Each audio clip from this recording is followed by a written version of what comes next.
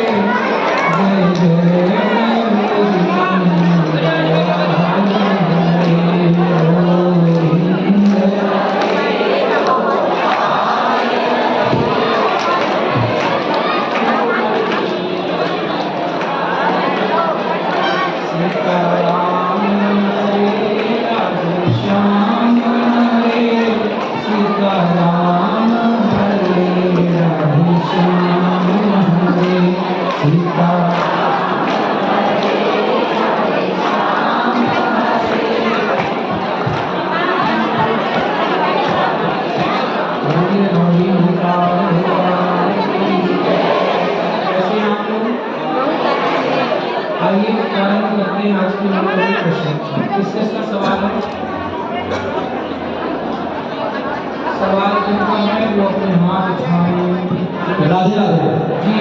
जी महाराज जी, चरण दंडवत महाराज जी को।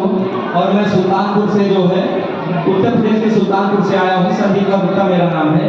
महाराज जी, जैसे मेरा प्रश्न ये है कि लोग मंदिर जाते हैं और जहाँ भी देवस्थान पे जाते हैं तो लोग जो दान करते हैं तो दान का माध्यम कैसा हो, क्योंकि मंदिर पे जैसे जो भी कहते हैं कि आप यहाँ चढ़ाइए, यहाँ दीजिए या गुप्त दान दें, जो भी वहाँ पे कुछ असहाय लोग रहते हैं उनको भी हम लोग जो है देते हैं, गरीब रहते हैं उनको भी देते हैं। तो हम इसको किस प्रकार से कैसे इसका जो है जो भी हो उसको कैसे हम उसकी सेवा कर पाए, यही मेरा प्रश्न है महाराज जी।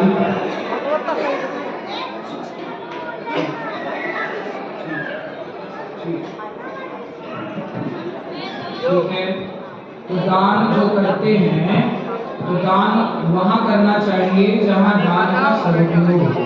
जी जी। दान सुपात्र को देना चाहिए। दान किसे देना चाहिए? सुपात्र, पात्र, कुपात्र, सुपात्र। सुपात्र को दान इसलिए देना चाहिए, जैसे एक आदमी ने, मैंने पहले कथा सुनी थी, आपने बोला तो मैं याद आ गई कि बोल दे रहा हूँ।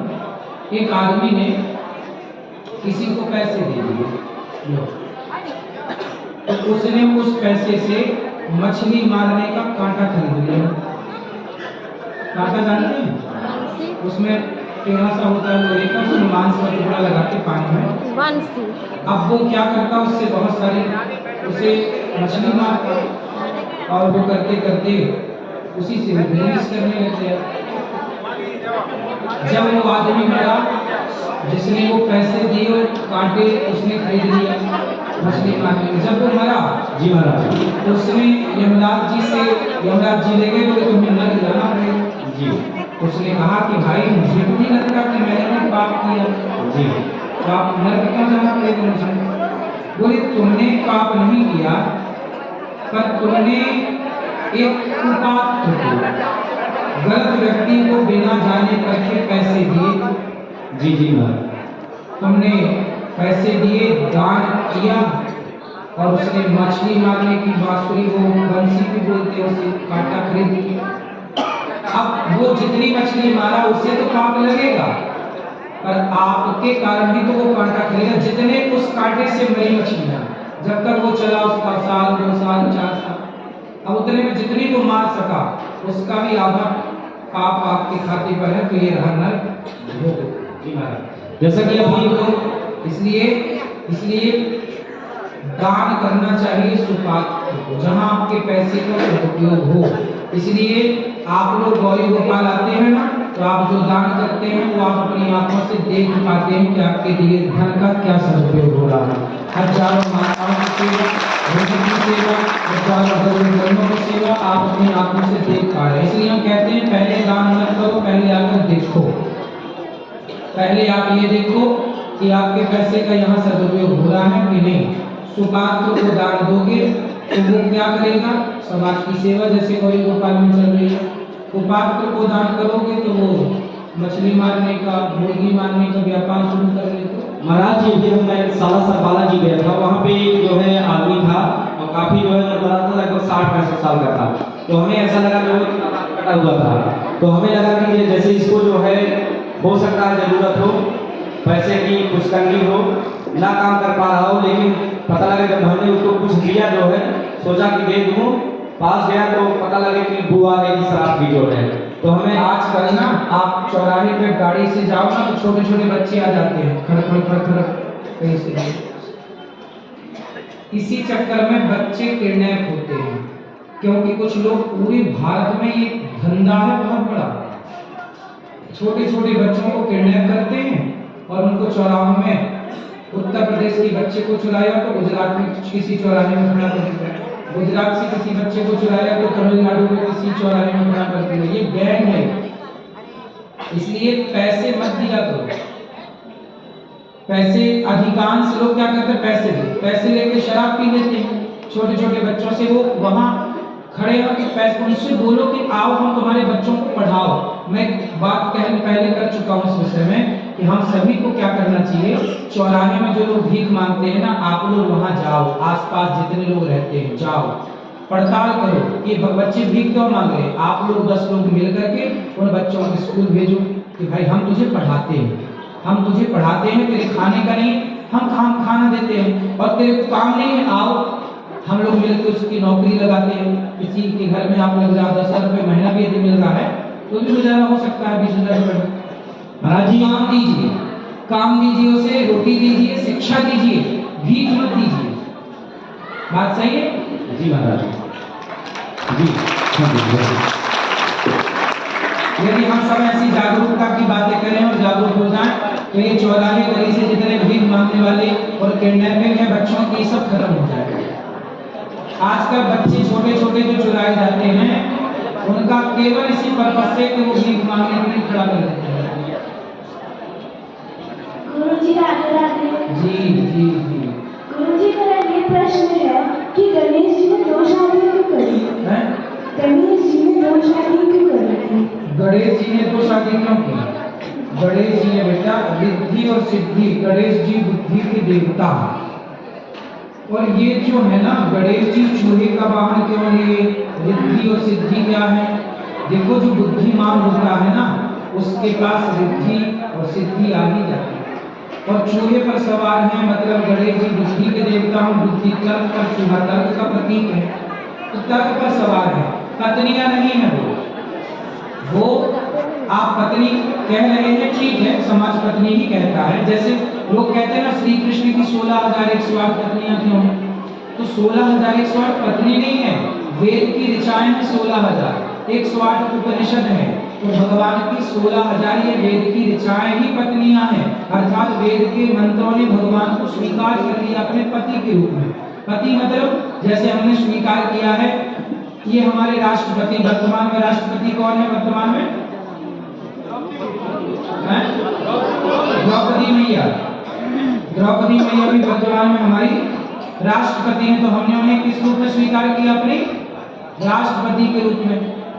उसी तरह उपराष्ट्रपति भी हमारे देश में है, तो उपराष्ट्रपति के रूप में हम लोगों ने स्वीकार किया किसी को।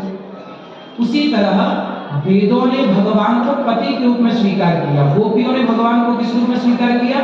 पति के रूप में। मीराबाई ने कृष्ण को किस रूप में स्वीकार किया? पति के रूप में। उसी तरह जो बुद्धिमान है, जैसे भगवान कृष्ण की 16,108 पत्नियों का ये अर्थ नहीं है कि स्त्रियों से ब्याह कर लिया, महिलाओं से नहीं, वेद की ऋचाएं उनकी पत्नी है। ऐसे गणेश जी की जो 2 पत्नियां हैं वो सामान्य स्त्रियां नहीं, वह रिद्धि और सिद्धि, मतलब जो बुद्धिमान होगा उसी के पास सुख शांति समृद्धि वैभव होगा। ये प्रतीक है, गणेश जी बुद्धि के प्रतीक हैं। बैल धर्म का प्रतीक है, चूहा तर्क का प्रतीक है, दुर्गा मैया शेर पर सवार क्यों है, शेर राजा का प्रतीक है ना। तो ये सब प्रतीक हैं। तो ये प्रतीक के बारे में थोड़ा आपको जानना होगा, तब बात समझ में आएगी। ठीक है।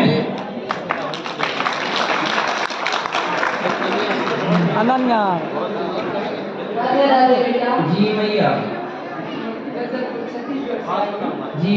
नमन पानी गिरानी है जाना। मेरे बेटा लोग दो हैं और दोनों बेटा शराब पीते हैं, मांस खाते हैं, बहुत सारा खाते हैं और मेरे को ना कुछ बोलने से मारते हैं। बेटा बेटा दोनों आया बेटा? बेटा नहीं आया है, नाती को लाई हूँ। नाती मेरे साथ रहता है, दोनों नाता नाती को मैं पाल के उसको बड़े की हूँ। तो बेटा काहे मारता है आपको? शराब पी के मैं कुछ बोलती हूँ, करोड़ों रुपए का संपत्ति को बेचती हूँ। इसीलिए मैं लोगों को बोलती हूँ बर्बाद मत करो। हमारे दोनों बेटा लोग का एक बेटा छोटा बेटा का बेटा है, नाती है, एक दो भाई बहन। तो आप अपने पिताजी को समझाते नहीं हो बेटा? समझाते हैं गुरुजी, लेकिन वो समझने के नाम ही नहीं लेते। आप ले आना, हम बात करेंगे उनसे। इसलिए तो मैं लाई हूँ बेटा कि ये लाए, आप समझा दो। मैं को तो समझा ही दूंगा, लेकिन ये जो शराब पीते जो बीमार है वो आए उसको समझाऊं। जी मैं दोनों बेटा को भेजूंगी इसके साथ। उन लोग को अच्छा से समझाओ। 3 बार भेज चुकी वहाँ नागपुर में 2 लाख खर्चा करके नशा मुक्ति केंद्र में, फिर जाकर पी लिया और घर का पूरा बर्बाद कर दिया, धन दौलत। अभी जितना भी है अभी मेरे पास है, तो मेरे को पैसा मांगते हैं और मेरे नाम करके बोलते हैं और मारते हैं मेरे को। नहीं, आप इनके नाम बिल्कुल ना करना, ये सब पी जाएंगे शराब। मैं छुप छुप के रहती हूँ, अलग बना के खाती हूँ एक कमरा में, जहर भी दूंगी दे दूंगे बोल के इसके पास बोली। आप अपने आप को संभालना, अपने बेटा आप ख्याल रखना अपनी दादी का। इसके पास बोल दिए कि ये बताया मेरे को जहर देंगे दादी तेरे को और मार डालेंगे और पूरा धन दौलत को बेच के खाएंगे, पिताजी बता रहे थे बोल किसी को। बेटा समझाना अपने बेटा को है। दो बहू अलग बना खा रहे हैं, अलग अलग। एक जगदलपुर में क्वार्टर में रहती है, एक घर में रहती है, मम्मी अलग बना खाती है, मैं अलग बना खाती हूँ, दोनों बेटा अलग बना के खाते हैं। घर में पूरा बिखर गए हैं सब। मैं 10 साल से मैं विधवा हूँ, मेरे पति को भी उन्हीं लोग मार डाले, मतलब टेंशन दे देते। मेरे पति खत्म हो गए 50-55 साल में, 10 साल 12 साल हो गया और बहुत घर में कलेश हो गया है। सत्संग से जोड़ना सब सही होगा, सत्संग करेंगे, अच्छी बातें सुनेंगे तो अच्छा होगा। गुरुजी राधे राधे जी। आपके श्री जन्म में कोटि कोटि जी। मैं पीछे हूँ दंडक अपने पास में रखा हूँ। मैं 2018 से आपसे जुड़ा हूँ। तो मैं अपने युवाओं को बताना चाहूँगा जो आपसे जुड़े हैं, वो अनुभव मेरे पास है। 2021 में मैं आपसे गुरु मंत्र लेके गया था और बिहारी जी की कृपा से और आपके आशीर्वाद से मैं मुंबई में मैं काम करता हूँ, पानी पूरी का मैं काम करता हूँ आपके आशीर्वाद से। तो रोज का नियम है मेरा कि 20 रुपये इसमें डालता हूँ। तो कोई विशेष दिन रहता है ऐसा 50, 20, 100 भी ऐसे ही एकादशी है, कभी अच्छा दिन है, मतलब ये पानी पूरी बेच करके भी थोड़ा थोड़ा पैसा बचाए और फिर आज ये वृद्ध माताओं की सेवा के लिए और ऐसा बात नहीं बनाता है, लेकिन आपसे बात नहीं हो पाया। इनको भी देखे गया लेकिन आपसे बात नहीं हो पाया, अभी बात हो पाया। गुरु जी मैं आपको देना चाहता हूँ, वो आपके चरण रिस्पेक्ट करना चाहता हूँ।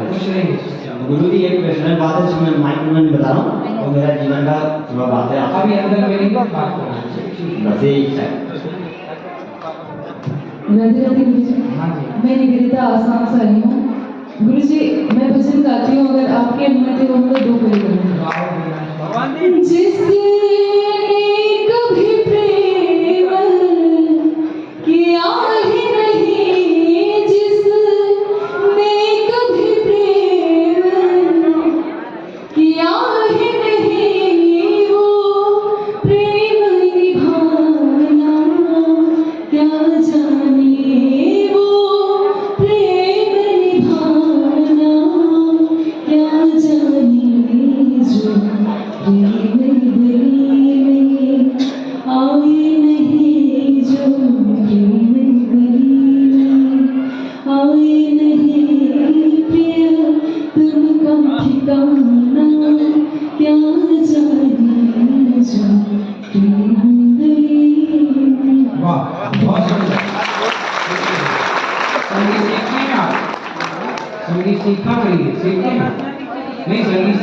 आप बढ़िया करते हैं। खुश सही सीखा तो आपने बहुत अच्छा आप जाती हो, इसी क्षेत्र में भी आगे बढ़ना होगी अपने जीवन में, आपको आगे ले जा सकते हैं जी। महाराज जी मेरे मेरी माँ और मेरे पापा है वो एक घर में मंदिर बनाए हैं, वहाँ लड्डू गोपाल को रखे हैं और बड़े वाले भगवान भी हैं। लड्डू गोपाल को रोज नहलाते हैं, लेकिन जो बड़े भगवान को रोज नहलाया जाता है बड़े भगवान मतलब कितने बड़े हैं? 2.25 फीट के हैं, मतलब हाँ तो छोटे गोपाल जी को उनको रोज नहलाते हैं, बड़े वाले को नहलाते हैं। भगवान के ना कपड़ा गीला करके चरणों को केवल कपड़े से पहुँच दो, वो स्नान हो जाता है। जी जी राजा महाराज जी अपनी थोड़ा बात करें कर लीजिए। चलो। राधे राधे महाराज। हाँ जी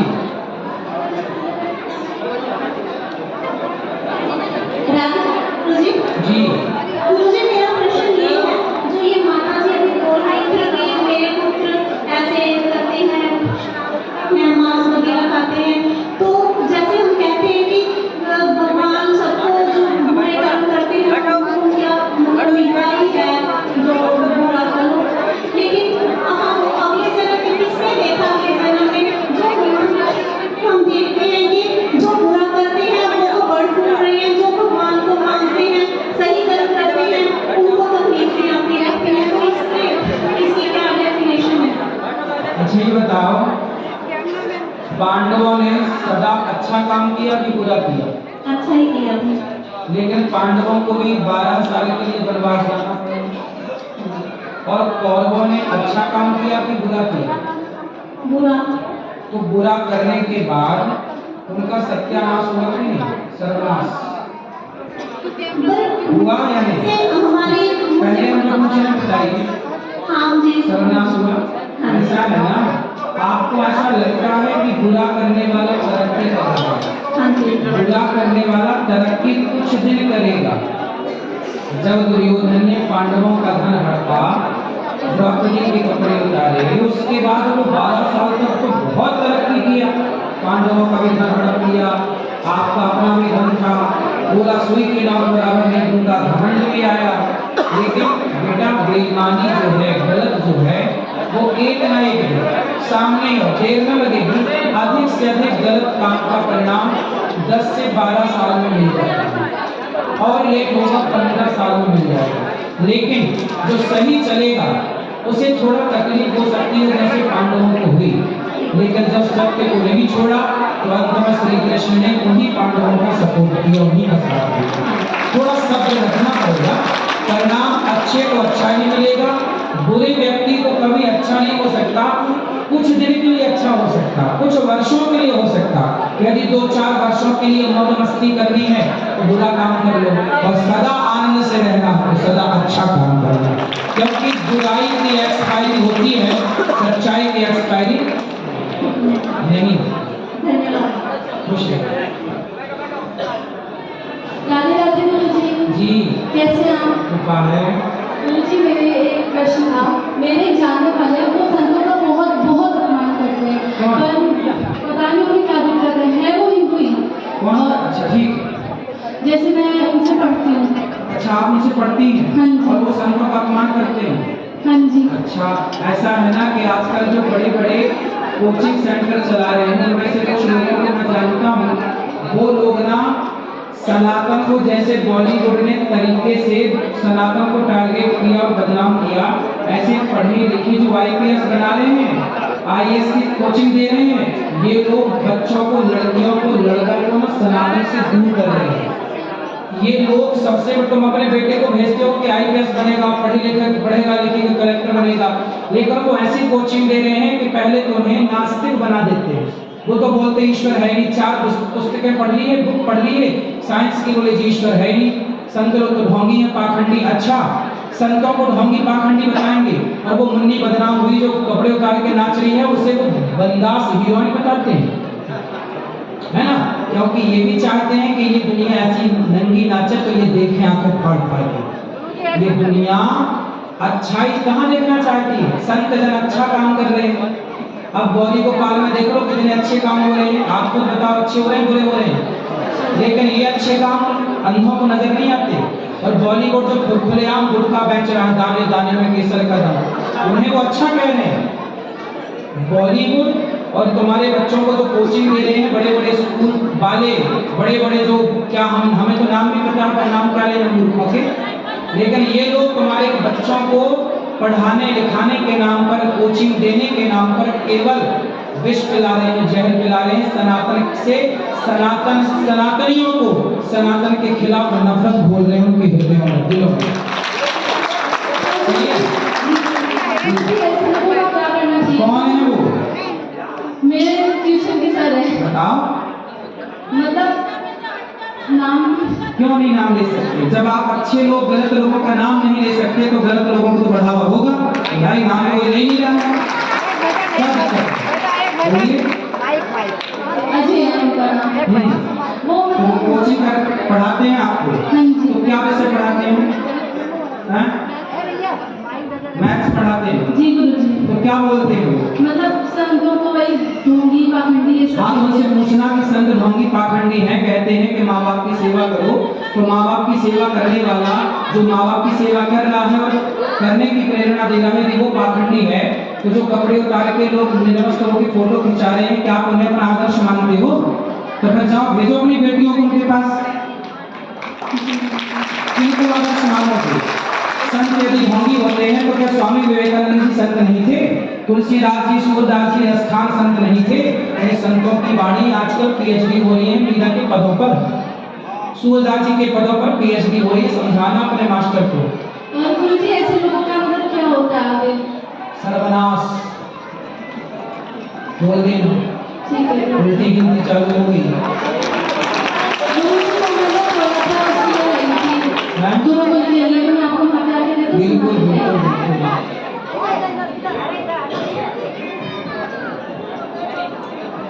राधे राधे गुरु जी। जी गुरु जी, मैं मुंबई से हूँ, मेरा नाम करण है और मैं पिछले 3 साल से मथुरा में पढ़ाई कर रहा हूँ। गुरु जी, मेरा एक प्रश्न है कि हमारे घर में पिछले 3 साल से हम कान्हा जी की पूजा कर रहे हैं, हमारे घर पे लड्डू गोपाल है, तो अभी तक हमने उनका नामकरण नहीं किया है। तो मेरी माता का एक प्रश्न था कि उनका नामकरण करना जरूरी है क्या? आप देखो, नाम तो कृष्ण कन्हैया है, उनका नाम कृष्ण नाम ले लो और कृष्ण कृष्ण बुलाओ, ठीक है। गोविंद को बुलाओ, गोपाल बुलाओ, मनमोहन बुलाओ, सारे नाम ठीक है। और गुरु जी, अभी जस्ट 2 दिन बाद मेरी ट्रेन है रिटर्न मुंबई की, तो मैं वहाँ अभी राधा रानी को अपने घर लेके जा रहा हूँ। अभी लड्डू गोपाल थे तो राधा रानी को लेके जा रहा हूँ, तो उनको हम एक ही जगह सुला सकते हैं कैसे? हाँ। और गुरु जी, एक लास्ट में प्रश्न ये था, मेरी माता काफी ज्यादा दुखी रहती है कि आपको बहुत ज्यादा लोग ट्रोल करते हैं, मतलब मेरे आस पड़ोस में काफी ज्यादा आपको ट्रोल किया जाता है। उनको ये सब जब भी मेरी मम्मी टीवी ऑन करती है या फोन पे कुछ काम करते रहती है तो सिर्फ आपको ही देखते रहती है, तो काफी बहुत बड़ी भक्त है आपकी। तो स्पेशली मैं उनके लिए ही ना उनसे आपसे मिलना कि वो असमर्थ नहीं आ सकती है, उनको कमर में प्रॉब्लम है, उनके बैक में गैप है रीढ़ की हड्डी में, तो उसके लिए वो काफी ज्यादा दुखी रहती है। उनसे इस पर क्या बोलना चाहेंगे? देखो, योग किया करेंगे तो ये जितनी भी शारीरिक दिक्कतें हैं वो समाप्त होंगी। इसलिए हम कहते हैं कि शरीर को स्वस्थ रखना है, शरीर से प्यार करते हो तो योग करो, प्राणायाम, यदि प्राणों से प्यार है तो प्राणायाम करो, आत्मा से प्यार है तो ईश्वर का ध्यान करो, अपना मोक्ष चाहते हो तो भगवान से नेत्र रिश्ता जोड़ लो, अपना कल्याण करो। दूसरे क्लास प्रश्न है, वो काफी ज्यादा दुखी रहते हैं कि आपको से ट्रोल करते हैं बहुत जन, मैं आस पड़ोस में काफी देखता हूँ कि ये सारी कितनी उम्र है मेरी माता जी की? गुरु जी 42। और वो गुस्सा करती है? हाँ जी, गुस्सा तो आता ही होगा उन्हें कि ऐसे ऐसे ट्रोल करते हैं उन्हें कि या क्या देखते हैं पूरा दिन, आप सिर्फ यही समय दे रही हो, ऐसे बहुत जन बोलते हैं। तो हमें भी चीज होती है कि कोई हमारे घर में बिल्कुल लोगों के चक्कर में ना अपना सुख नहीं गवाना चाहिए। लोग क्या बोलते हैं करने दो, बोलने दो, आप अपना अच्छा काम ही तो करने, कौन सा बुरा कर रहे हैं?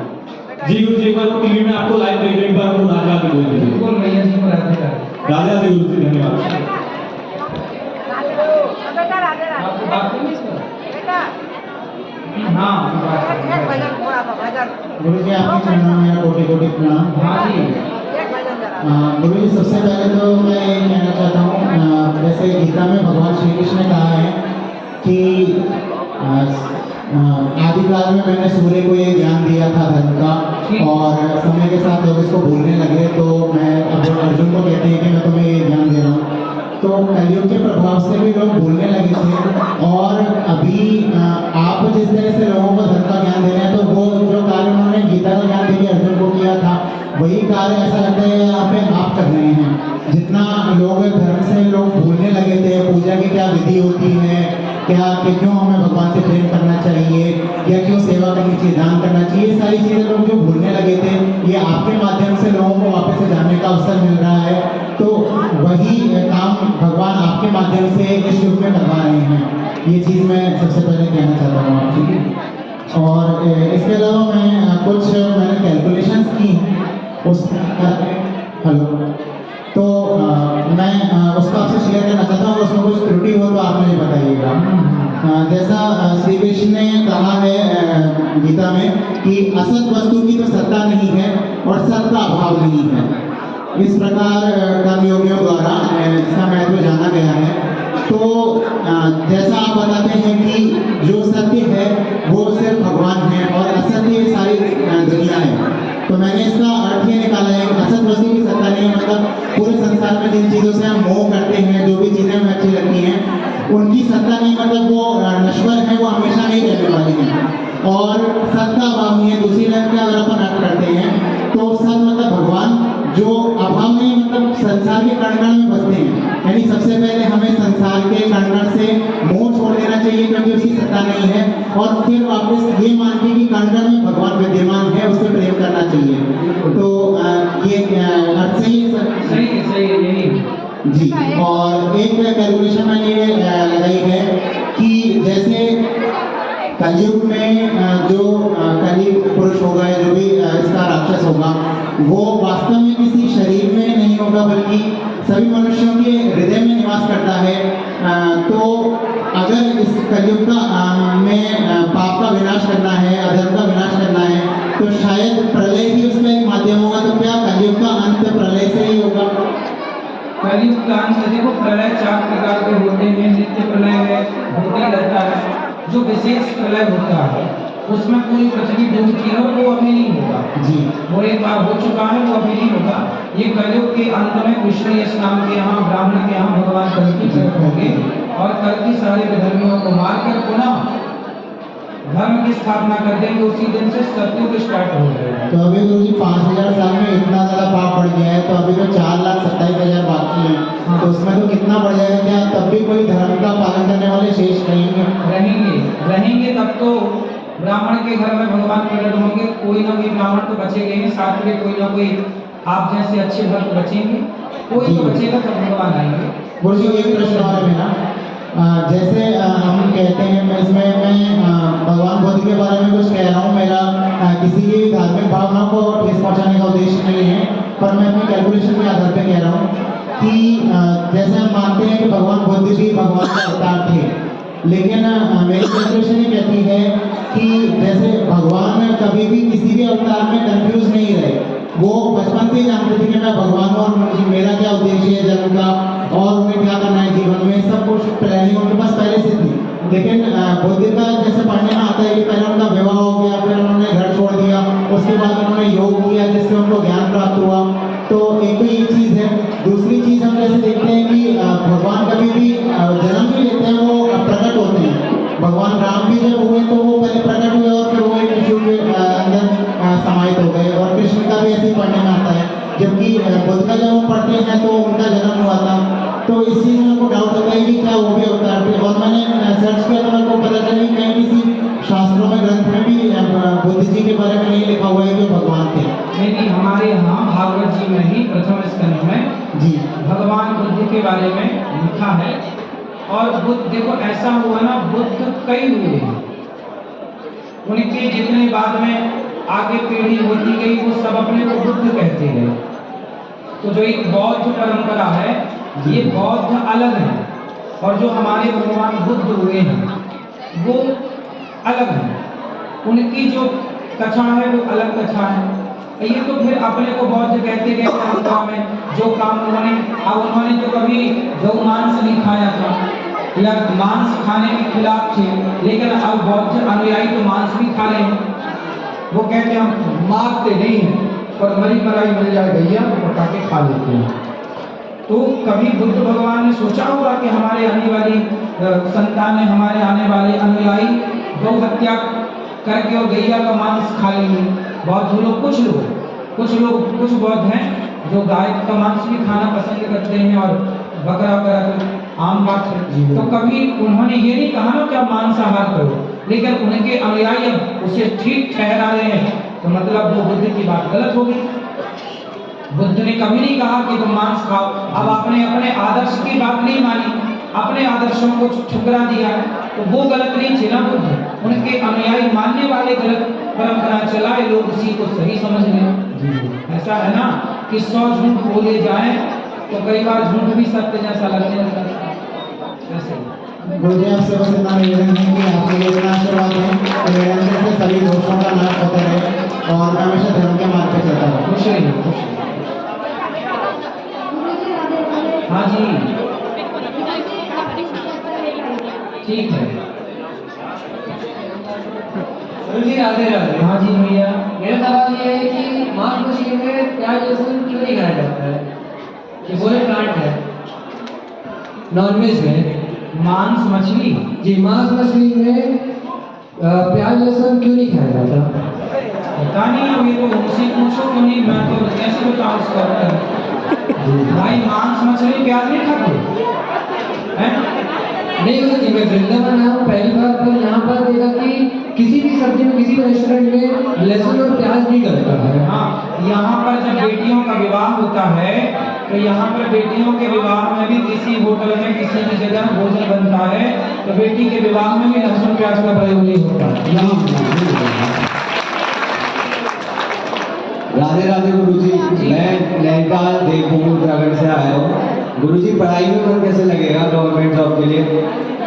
मन को लगाना पड़ेगा, अपने मन पर आप हावी हो जाओ, अपने मन को अपने कंट्रोल में करने के लिए मन को आप समझाओ, उसे अपनी कोचिंग दो, आप उसके ऊपर रहो, उसे अपने ऊपर ना होने दो। बाबा से कभी कभी मन भटक भी जाता है। कहाँ जाता है? कहीं भी, मतलब रील्स वगैरह, इंस्टाग्राम वगैरह। कोशिश करो कि इन सबसे मन हटाए और सही मन लगे काम में, पढ़ाई में। आजकल हो रही है इंस्टाग्राम में आप ही की रील्स आती है मेरे में।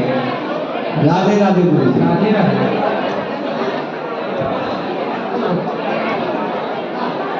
हेलो बेटा, राधे राधे। हाँ भैया। राधे राधे। मैं एक कड़ी का भजन गाऊंगी। हाँ। अरे पीना हो तो पी, हरि नाम प्याला पी, कौन तुझे रोकता है सुबह शाम पी। पीना हो तो पी, हरि नाम प्याला पी, कौन तुझे रोकता है सुबह शाम पी। मीरा ने पिया तो कमाल हो गया, जय कृष्ण का दीदार हो गया, जय का अमृत बनाया ओ हरी, कौन तुझे रोकता है सुबह शाम पी। पीना हो तो पी, हरि नाम प्याला पी, कौन तुझे रोकता है सुबह शाम पी। और अंतरा है इसके, और अंतरा है, और हाँ, सुनाओ, एक दो और सुनाओ इसी का। गोपी ने पिया तो कमाल हो गया, गोपी ने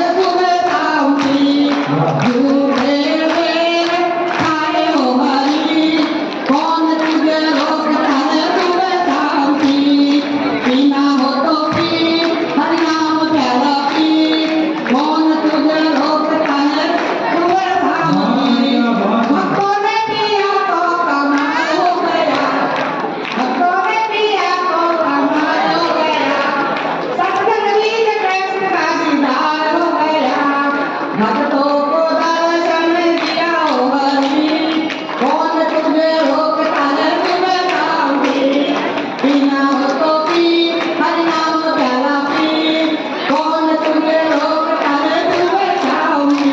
राधे राधे। बहुत बढ़िया। एक प्रश्न है महाराज जी। हाँ जी, अभी बैठिए बैठिए। राधे राधे महाराज जी। जी जी। मैं बेगूसराय बिहार से हूँ। हाँ जी। मेरा क्वेश्चन है कि मेरे माता पिता चाहते हैं कि मैं जॉब करूँ ठीक है। और मैं इलेक्ट्रिकल इंजीनियरिंग का पढ़ाई कंप्लीट किया हूँ। ठीक है। और मेरा इच्छा है कि मैं बिजनेस करके कुछ बड़ा करूँ का कम से कम 500,000 की जॉब करूँ। और मेरे माता पिता चाहते हैं कि मैं जॉब ही करूँ कंटिन्यू। मतलब मुझे जॉब छोड़ के बिजनेस करना अच्छा रहेगा कैसे जब मैं वहाँ तक जॉब करते रहिए।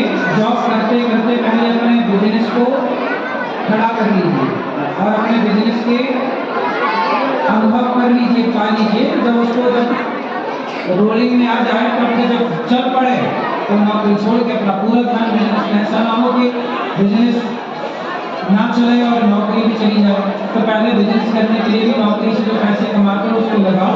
मेरे माता पिता चाहते हैं कि मैं जॉब ही करूँ, गवर्नमेंट की जॉब में जाऊँ, बिजनेस ना करूँ। ये बिजनेस बहुत अच्छा है, आप जो सोच रहे हैं बढ़िया। माता पिता की बात मान पर उसको प्लानिंग से करेंगे तो सफल होंगे। हर चीज की परफेक्ट प्लानिंग होनी चाहिए। माता पिता की बात करके मतलब मैं बिजनेस कर सकता हूँ। ठीक, माँ बाप तक देखो, माँ बाप बच्चों से इतना प्रेम करते हैं कि वो बच्चे को चाहते हैं कि नहीं तुम्हें मेहनत ना करना पड़े, ज़्यादा दिमाग न लगाना पड़े, सीधे सीधे नौकरी में पैसा मिल जाए। इसलिए माँ बाप कई बार इस मामले में गलत राय दे देते हैं बच्चों को कि नहीं नौकरी ही करनी है, बिजनेस नहीं करना है। तो फिर एक शायर मैं कहना चाहता हूँ। सारों सार से गजल बन सकती है, सारों सार से गजल बन सकती है जो तीर्थ यात्री। सारों सार से गजल बन सकती है, सारों सार से गजल बन सकती है जो तीर्थ यात्री गोपाल गौरी आश्रम आ जाए उनकी जिंदगी स्वर्ग बन सकती है।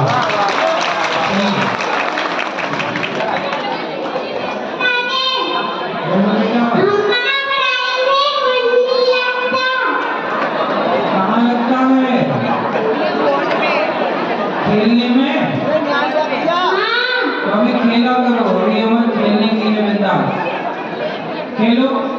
इस उम्र में खेलनी चाहिए। जबरदस्ती माता पिता स्कूल ठूस देते हैं बच्चों। ये उम्र खेलने की है, ठीक है, नहीं बच्चे पढ़ाई में नहीं लगता। ये खेलने की उम्र है, खेलो अभी खूब।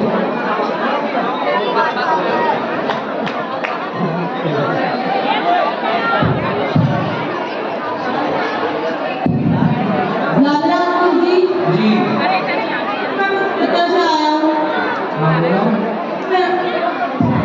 दूरी मेरा सवाल ये है कि जो कुछ महाभारत हुई थी वो कुरुक्षेत्र में ही भाई भाई ठीक है।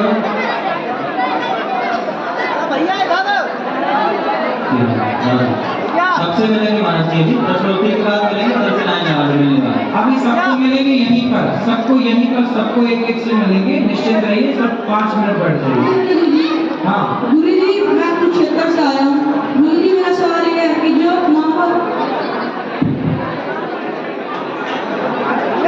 महाभारत हुई थी वो कुरुक्षेत्र में ही क्यों हुई थी? क्योंकि कुरुक्षेत्र में हुई तो आप पूछे कुरुक्षेत्र में क्यों हुई। दिल्ली में होती तो आप पूछते दिल्ली में क्यों हुई। गुजरात में होती तो आप पूछते गुजरात में क्यों हुई। इसलिए कुरुक्षेत्र में ही हो गई। क्योंकि वहाँ मोह नहीं था। हेलो। वहाँ पे क्या नहीं था? मोह। इसकी कथा हमने पहले सुनाई थी कि एक महिला के पति किसान थे और वो खेत में बुवाई कर रहे थे। पत्नी आई, उसे पता चला कि पति को सांप डस लिया, मर गए। तो वहीं बैठ के जो पति के लिए रोटी लाई थी वो खुद खाने लग गई। तब भगवान ने देखा कि वाह, यहाँ पति मर गया और ये रो नहीं रही है, मतलब यहाँ की भूमि पर मोह नहीं है। इसलिए उस भूमि को ही चुना गया, क्योंकि वहाँ मोह ममता नहीं थी। इसलिए कुरुक्षेत्र की भूमि को ही बेटा महाभारत के लिए चुना भगवान ने। हरिओम, राधे राधे। महाराज जी मेरा क्वेश्चन है कि मैं कौन हूँ? ऊपर से तो मेरे पिता के नाम रखे हैं, जॉब भी है तो दूसरा टाइपिंग मिला है, मैं कौन हूँ इसी की जानकारी मेरे को कैसे करें? आप कौन हैं? आप तो ऐसे गोपाल शरण सिंह हैं। अच्छा है, पता तो है कौन हो आप? नहीं।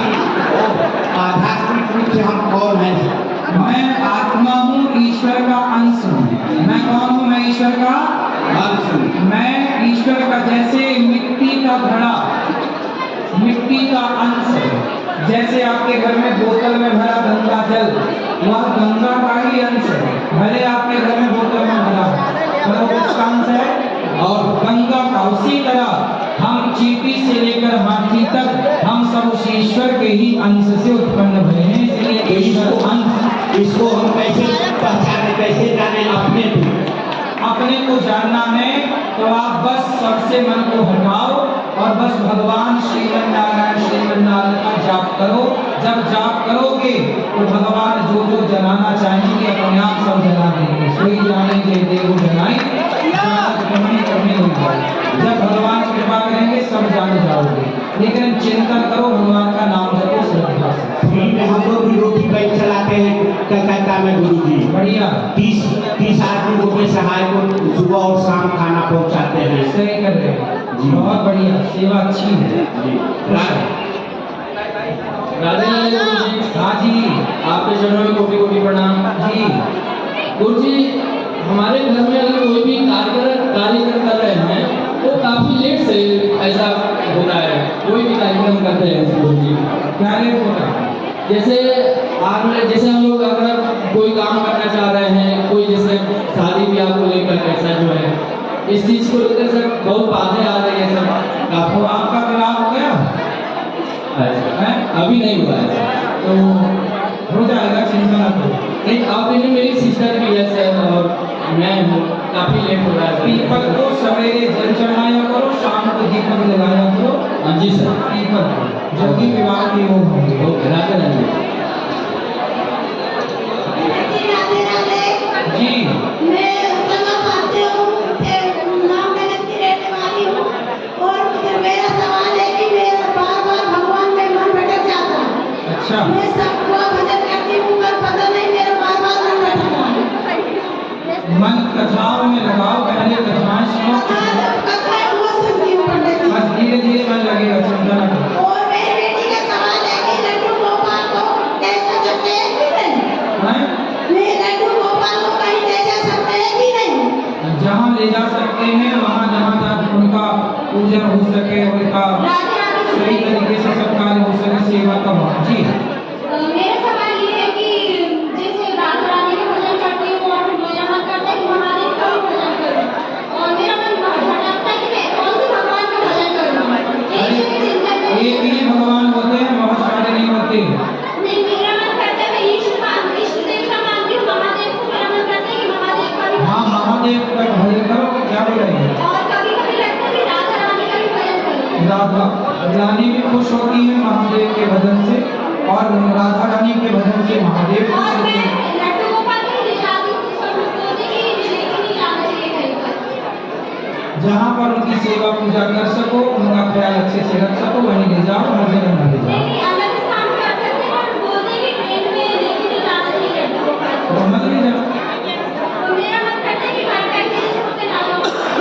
तो ले जाओ। तो आप बताइए कि ले जाना चाहिए कि नहीं? हम कह तो रहे हैं कि जो अच्छे से जहाँ जाओ लेके वहाँ अच्छे से सेवा पूजा कर पाओ, ले जाओ। धन्यवाद प्रभु जी, राज खुश रहो। गुरुजी, मैं गीता का पाठ करती हूँ तो मुझे सभी बोलते हैं कि घर में गीता रखनी चाहिए। घर में गीता, हाँ हाँ जी गुरुजी, बोलो। मुझे सभी बोलते हैं कि घर में गीता नहीं रखनी चाहिए। क्यों नहीं रखनी चाहिए? पता नहीं, मैं पढ़ती हूँ, अरे मुझे अच्छा लगता कौन है। बोलता है, नाम उनके बताओ। मुझे आस-पास के लोग बोलते हैं। आसपास के लोग, हाँ जी। उनको उल्टा लटकाओ, नीचे लाल मिर्ची का भूजा होगा। ऐसे लोगों को मिर्ची देखने की बहुत ज्यादा जरूरत है, बहुत आवश्यकता है। मुझे गीता पढ़ना बहुत अच्छा लगता है। खूब पढ़ो और पढ़ाओ, खूब पढ़ो, खूब पढ़ाओ।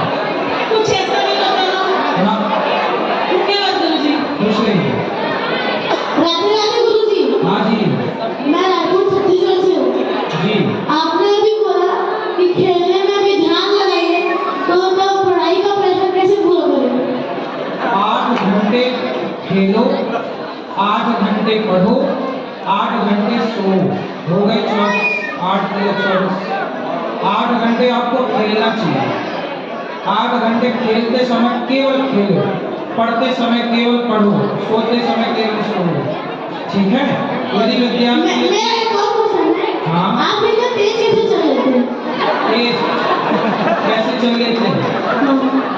आप भी चलोगे तेज, आप भी चलोगे, चिंता ना करो, प्रैक्टिस करो। जब काम ज्यादा होता है, जिम्मेदारियां ज्यादा है, तो वो जिम्मेदारियां अपने आप आपको तेज कर देती हैं या फास्ट कर देती हैं। जो स्लो चल रहा है, मतलब उसके ऊपर कोई जिम्मेदारी की काम है नहीं, ये चल रहा इठलाता हुआ, इसलिए तेज चलने वाला जिम्मेदार है, इसलिए तेज चल रहा है। वरना धीरे धीरे लोग चलते हैं, लोग बहुत धीरे चलते हैं। चलो, जिम्मेदारियां आपको तेज करती हैं, आगे नहीं जाती। ठीक है? अब एक काम करो, जिनको मिलना है मिल लो एक एक से, कल फिर प्रश्नोत्तरी होगी। आप जो यूट्यूब पर सुन रहे हैं, यहाँ बेटा पाठक इनको दे दो, आप खड़े हो, आप बैठ 2 मिनट इनको दे दो। गुरुजी प्रणाम। जी।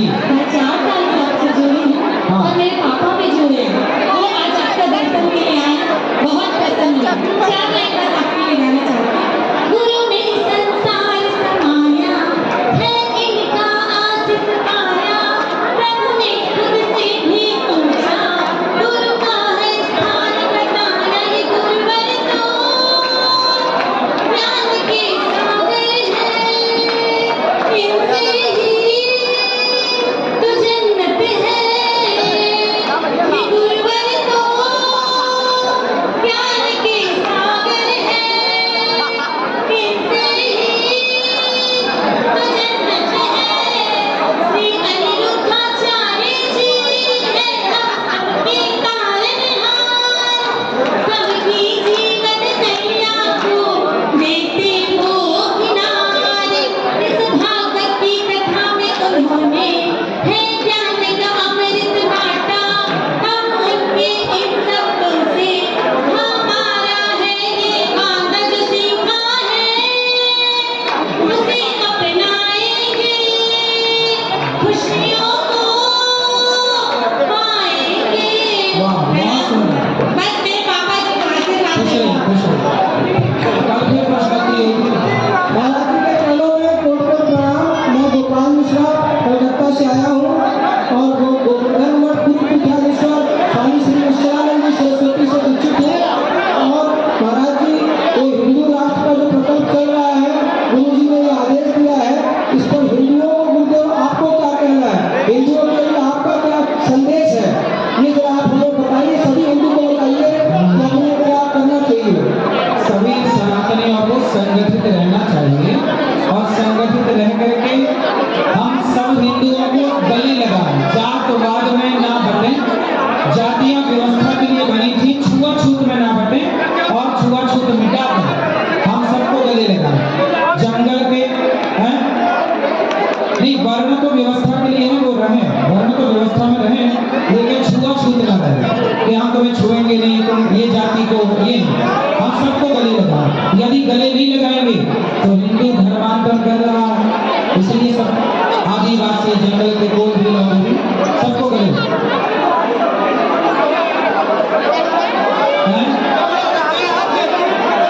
माइक कहाँ है? माइक दे दो जी, इनको माइक दे दो। खुश रहिए। आजकल जो दूसरे वर्णों में हम लोगों की शादी ब्राह्मणों या दूसरे लोगों में हो रही है, तो इससे तो बड़ा संकर हो रहा है। हम लोग देखो, अंतर जाति विवाह नहीं होना चाहिए।